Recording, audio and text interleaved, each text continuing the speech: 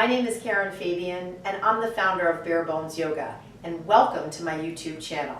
Today we're going to be looking at how a yoga practice, while a wonderful way to exercise and stay healthy, if it's the only thing we're doing to exercise, it can tend to create a bit of a muscular imbalance in the body.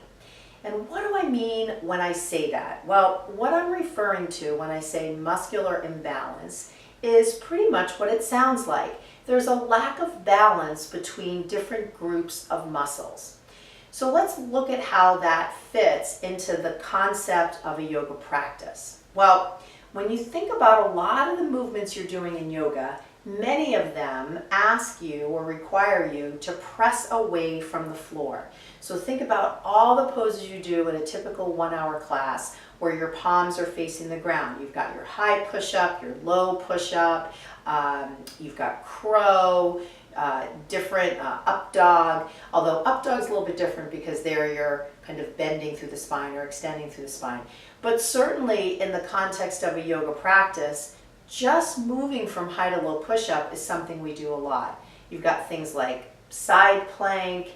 So there are many times where we're using the muscles in the front line of our body, especially repeatedly. So that's where the high to low push-up transition comes in. That's a transition that pretty much, no matter what class you're going to, what style of yoga, that's a pretty consistent dynamic movement that you'll see in many different styles of yoga and many different class styles. So that in particular is a movement that is helpful to focus on in terms of the correct way to do it with the correct alignment.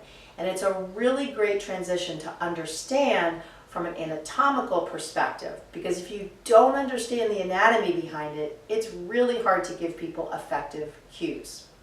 So let me show you about this muscular imbalance idea and see if, as I'm going through some of the postures, it becomes a little more clear.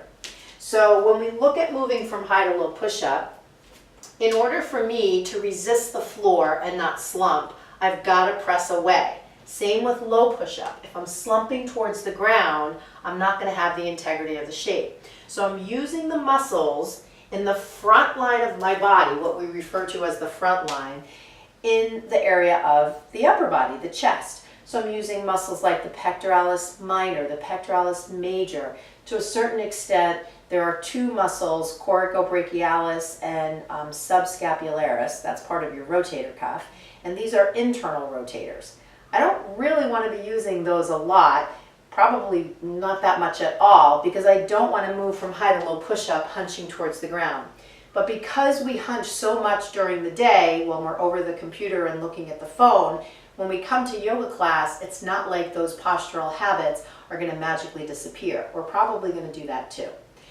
And so as a result of using a lot of the frontline musculature, we're not using the muscles in the back from a strengthening perspective.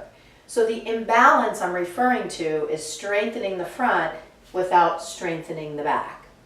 And so if we want to do things like strengthen the back, now we're looking at muscles like the middle and lower trapezius. So the trapezius is a broad banded muscle that runs from your occiput, right at the base of the skull, all the way down the back. And it comes out to the tips of the shoulder blades. The upper trapezius elevates, and the middle and lower bring the bottom tips of the shoulder blades closer together. We also have our rhomboid muscles that lie between the spine and the medial aspect of the shoulder blade. If I interlace my fingers and draw the shoulder blades together, I'm using my rhomboids. So if I want to create a little more balance muscularly, I might do good or do well to strengthen those muscles in the back. Not so much strengthen the upper traps, because in most people, again, these are usually pretty tight because of our postural habit of hunching. And I'd want to lay off a little bit of strengthening the muscles in the front line. So how can I do that in a typical yoga sequence? And also, how can I maybe do something on my own to address this imbalance?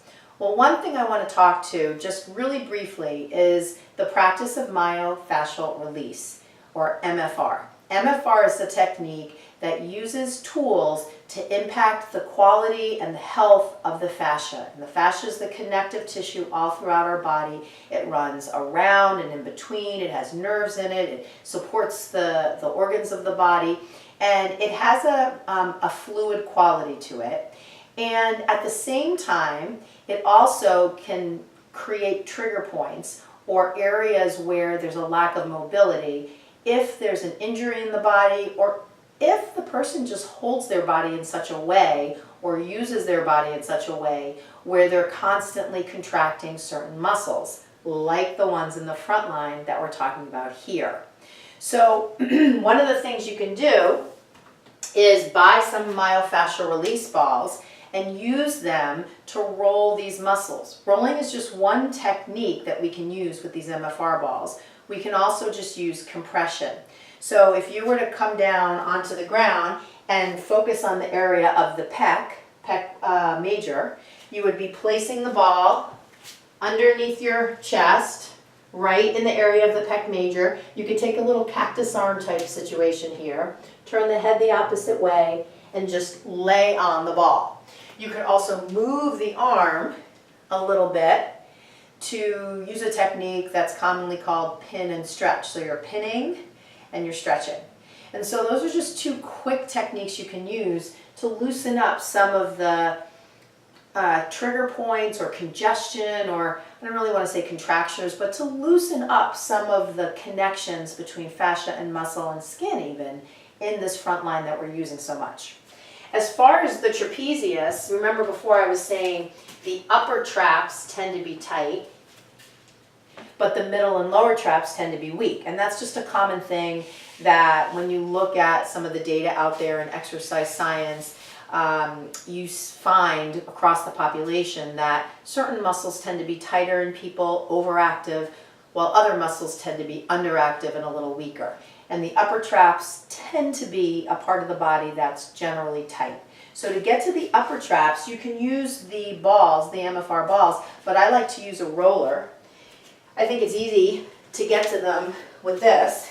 And you would come down and place the roller around your upper trapezius, and then you could use just a sense of laying on it. But because it's a roll, obviously, you can roll, right? You could also find a spot and just rest.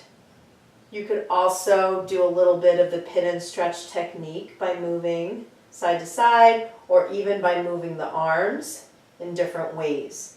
And you'll feel, as you're doing these different movements with the arms, you'll feel the pressure, obviously, of the body against the roll, but you'll also feel the movement of the skin, and maybe you're not able to discern fascia versus muscle, but you'll definitely feel things moving. The sliding and gliding is a quality that I use to describe it, and you can think of a healthy relationship between your fascia and your muscle as being a sliding and gliding relationship where there is good slide and glide.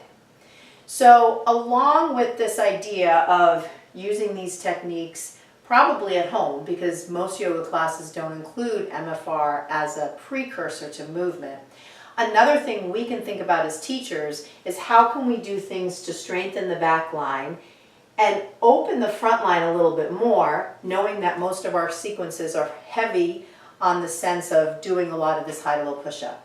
So we can do that in really simple ways, and we can do it in kind of passive ways. We can start people on their back. So rather than having them come into class and start in child's pose, why not have them start in a position where the front body is open, right? Where those muscles get a chance to open, stretch, lengthen, more than contract. We can also look for ways to strengthen the muscles of the mid-back there. So mid-trapezius, lower trapezius, rhomboids, to name a few. So we can add in things like interlacing the fingers behind the spine. We can do different variations. If I were to do locust on the belly, we could do different variations where we're asking people, even without the hands interlaced, to draw the shoulder blades closer together and to draw the bottom tips of the shoulder blades a little bit down the back. Now, one thing I want to just add in here is to watch for people overdoing this. Any action in yoga, we don't want to overdo. And so whether it's draw the bottom tips of the shoulder blades together or squeeze the midline of the shoulder blades towards the spine, you don't want people to be overdoing it. That's usually, I can't really think of any scenario where that'd be recommended. So they're looking for a healthy balance. And I can guarantee you, in most people, these muscles are generally pretty underused and weak. So what you'll see many times is as people interlace the fingers, if you have them forward fold, they'll start to hunch. And it's simply because those muscles just aren't used a lot and they're not strong enough. And so that's why the idea of a strap between the hands can be so good. So this is just a way to think about your yoga practice as, of course, a healthy thing to do, but to look at it through the lens of anatomy and to kind of analyze it in a way in terms of the balance that is there, and also adding in the reality of how most of us hold and carry our bodies all the time.